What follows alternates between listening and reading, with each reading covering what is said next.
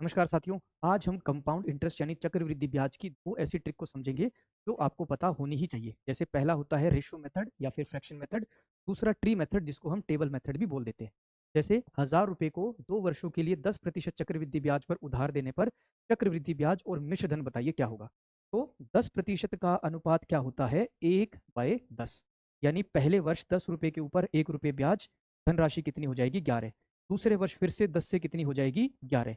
यानी शुरू में अगर मूलधन 100 रुपये था तो मिश्र धन यानी अमाउंट कितना हो जाएगा, 21। तो यहाँ से ब्याज कितना होगा, चक्रवृद्धि ब्याज 21 रुपये।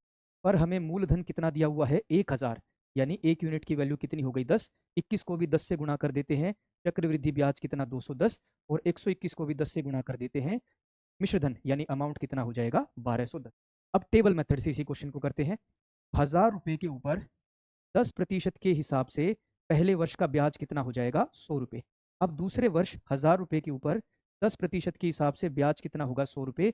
लेकिन चक्रवृद्धि ब्याज में ब्याज के ऊपर भी ब्याज लगता है, तो पहले वर्ष के 100 रुपये के ऊपर 10% के हिसाब से ब्याज क्या हो जाएगा, 10 रुपये।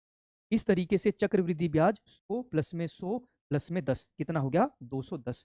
और अमाउंट यानी मिश्रधन 1000 प्लस में ब्याज यानी कितना हो जाएगा, 1210 रुपये हो जाएगा। ऐसे ही मेरे भाई 1000 रुपये को 3 वर्षों के लिए 10% चक्रवृद्धि ब्याज पर उधार देने पर चक्रवृद्धि ब्याज और मिश्र धन बताइए क्या होगा। पहले रेशो मेथड, 10% का अनुपात क्या होता है, 1/10। यानी 10 रुपये के ऊपर 1 रुपये ब्याज, धनराशि कितनी, 11। दूसरे वर्ष भी 10 से कितनी हो जाएगी, 11। तीसरे वर्ष भी 10 से कितनी हो जाएगी, 11। यानी मूलधन अगर 1000 रुपये था तो मिश्र धन 1331, तो ब्याज कितना हो जाएगा, 331 रुपये हो जाएगा।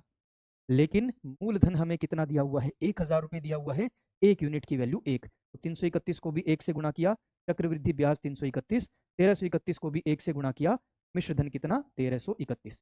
अब मेरे भाई टेबल मेथड या ट्री मेथड, 1000 रुपये के ऊपर 10% के हिसाब से पहले वर्ष का ब्याज 100 रुपये। दूसरे वर्ष 1000 रुपये के ऊपर 10% के हिसाब से ब्याज कितना, 100 रुपये।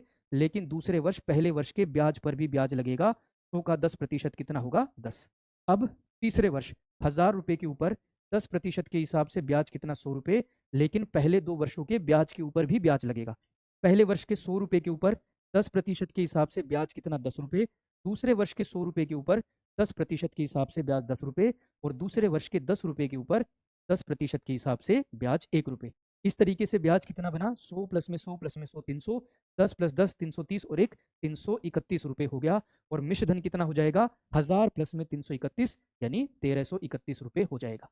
इस तरीके की ट्रिक और इन्फॉर्मेशन वीडियो के लिए जुड़े रहिए रोजगार with Ankit defence YouTube channel पर।